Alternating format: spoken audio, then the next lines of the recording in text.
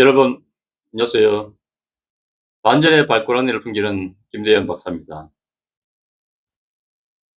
이재명 정부가 경기 부양 목적으로 민생회복 소비 쿠폰이라는 이름으로 큰 규모의 정부 재정 지출을 20일부터 단행했거든요. 물론 경기 부양이다, 민생회복이다, 경제를 활성화시키는 것 돼 가지고 일단 저로서는 굉장히 큰 박수를 보냅니다.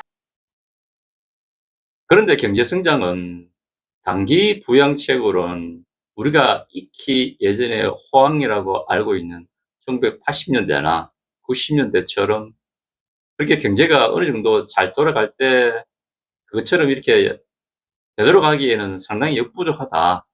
그건 또 잘 알 겁니다.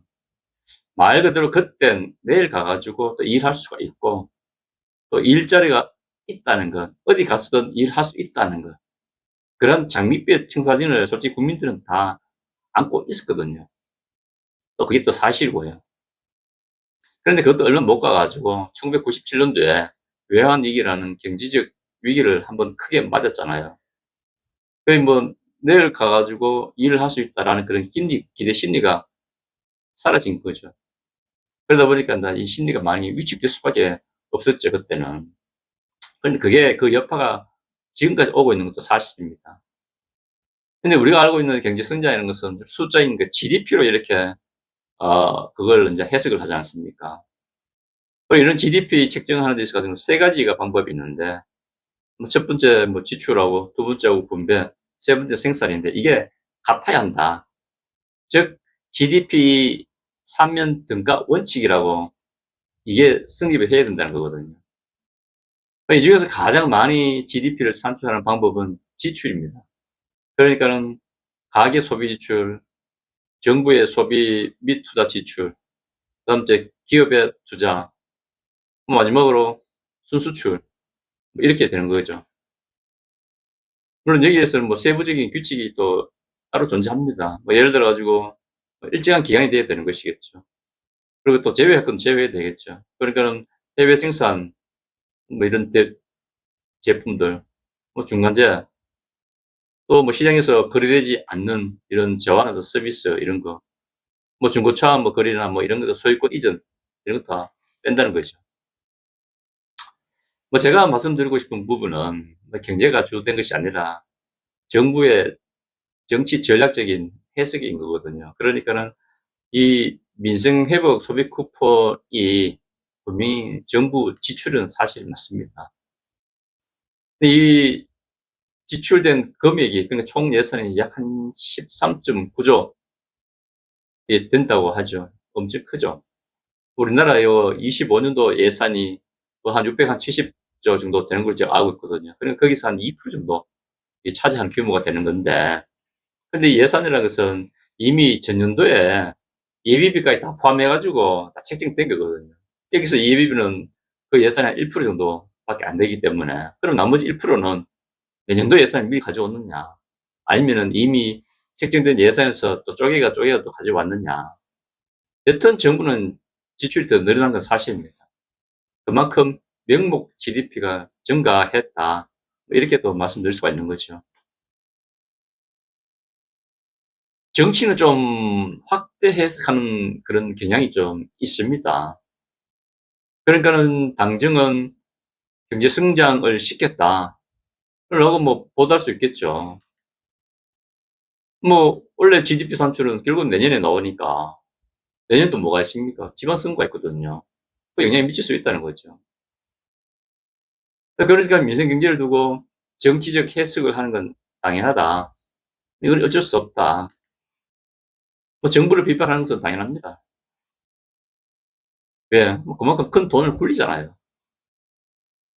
그런데 실질적으로 경제 성장은 아까 말씀드렸다시피 내일 또 일할 수 있다라는 기대 심리가 작용할 때 그때 비로소 소비도 이루어지는 거거든요. 아시다시피 이제 수요와 곡선 X선에서 이 수요 곡선 자체가 우측으로 이동해야만이 이게 실질적으로 경제 성장이 이루어졌다 이렇게 알 수가 있는데, 그런데 민생 쿠폰은 단기에 그냥 가처분 소득, 소비자가 소위 말해가지고 자기 소득이 일부 조금 상승했다는 그뿐인 것이기 때문에 이 수요 곡선에서 곡선상으로만 좀 올라갈 뿐인 것이겠죠, 이게. 우측으로 이동하지 않는 것이기 때문에 장기적으로 볼 때는 이게 시장의 물가만 오를 수 있다라고 저는 이렇게 또 평가를 또 낼 수 있을 것 같아요. 이런 기대 심리라는 것은 장시간에 걸쳐 가지고 이게 나타나는 것이지, 미세 회복 차원에서 발행한 이 소비 쿠폰 이것만으로는 좀 어렵다. 그러면은 그 이후에 국민들 뭐 기대 심리를 끌어올릴 수 있는 이런 큰 규모의 정책이 나와야 되는 것이겠죠, 이게요. 근데 우리나라는 또 외부 영향을 또 많이 받지 않습니까? 또 외부 영향을 같으면 뭐 예를 들어 가지고 뭐 아쉽게도 지금 밀 수출을 하고 있는 우크라이나하고 그다음에 러시아도 전쟁하고 있죠.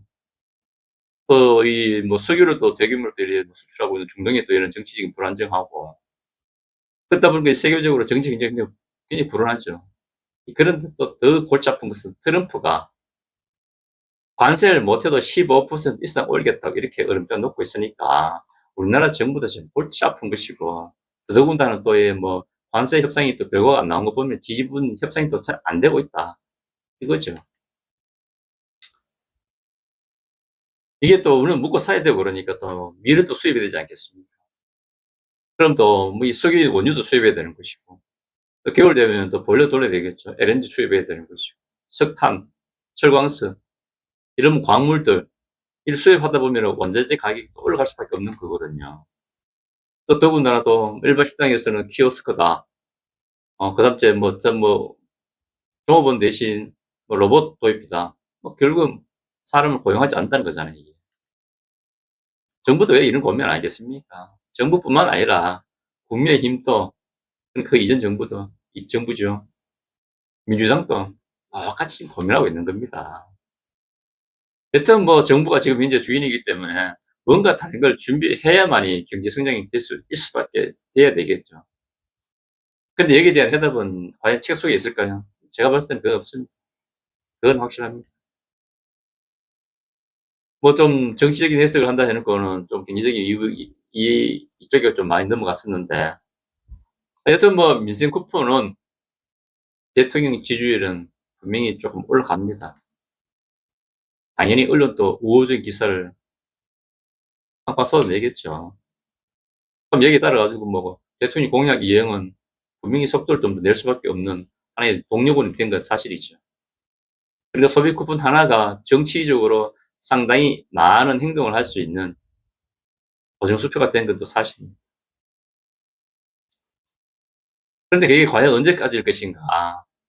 제가 봤을 때는 그게 소비 쿠폰 사용할 수 있는 그 마감 기한이 있기 때문에 그때까지는 어느 정도 보장되지 않겠느냐.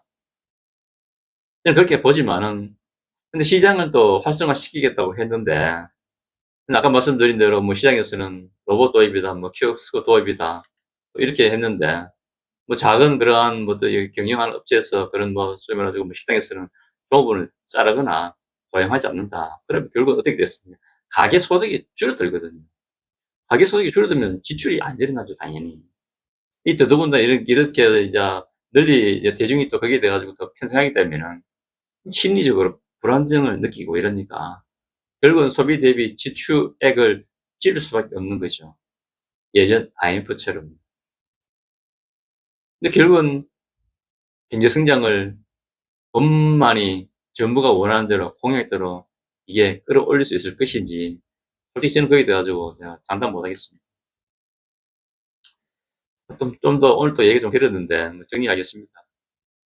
오늘의 결론: 소비 쿠폰은 정치 전략적으로 에이스 카드였다. 그런데 그것도 유통기한이 있다. 라고 그거는 제가 확실히 말씀드릴 수 있을 것 같습니다. 오늘 또 이렇게 시청해 주셔서 감사합니다.